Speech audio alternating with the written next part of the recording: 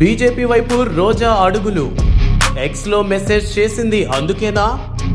జగన్ కి జలక్ ఇవ్వనున్న మాజీ మంత్రి.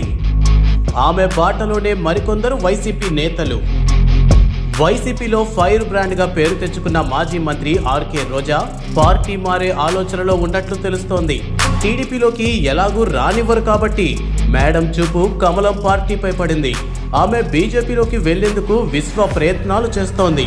పార్టీలోకి రాకుండా అడ్డుకుంటారు అనుకుందేమో మరో మార్గాన్ని ఎంచుకుంది.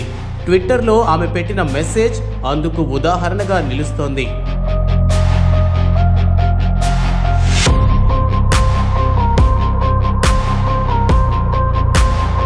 అదుపు తప్పిన మనిషితో అదుపులో లేని నోటితో ఎప్పటికైనా ప్రమాదమే. ఇది పెద్దలు చెప్పిన మాట. తగువులు ఆపేది మాటే, తంటాలు తెచ్చేది మాటే అన్నది పెద్దల ఉద్దేశ్యం. అందుకే మాట్లాడేటప్పుడు ఆచి తూచి ఆలోచించి మాట్లాడాలి.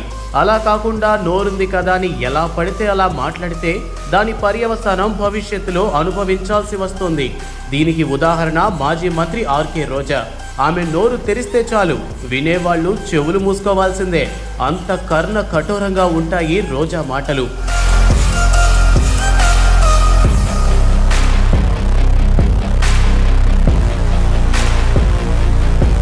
బూతు మాటలతో గబ్బు పట్టిన ఆ నోటి జోలికి ఎవ్వరూ వెళ్ళాలి అనుకోరు.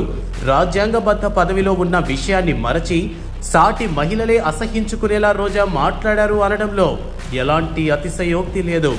ఇక మొన్న జరిగిన ఎన్నికల్లో నగరి ఓటర్లు రోజాని ఇంటికే పరిమితం చేశారు. ఆమెకు టికెట్ ఇవ్వొద్దని, ఇచ్చినా ఆమె గెలవదని సొంత పార్టీ నేతలే జగన్ను కోరటం విశేషం.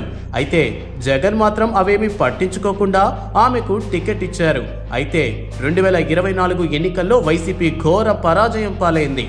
అలానే రోజా విషయం జగన్కు సైతం అర్థమైనట్టుంది. 2029 ఎన్నికల్లో రోజాకు టికెట్ ఇవ్వకపోవచ్చని పలువురు అభిప్రాయం వ్యక్తం చేస్తున్నారు. కానీ రోజా మాత్రం పార్టీ మారేందుకు పావులు కదుపుతున్నట్టు తెలుస్తోంది. కేంద్ర మంత్రిగా ఎన్నికైన తెలంగాణకు చెందిన కిషన్ రెడ్డికి రోజా ట్విట్టర్ వేదికగా అభినందనలు తెలిపారు. ఏపీకి చెందిన నేతలు సైతం కేంద్ర మంత్రులుగా ఎన్నికయ్యారు. కానీ రోజా ఏపీకి చెందిన కేంద్ర మంత్రులను పట్టించుకోకపోవటం, దీనితో రోజా బీజేపీ వైపు అడుగులు వేస్తుందా అనే అనుమానాలు రేకెత్తుతున్నాయి. ఒకవేళ రోజా బీజేపీలో చేరితే మాత్రం ఆ పార్టీ ఎత్తిపోతల పథకం కింద చేరినట్టే.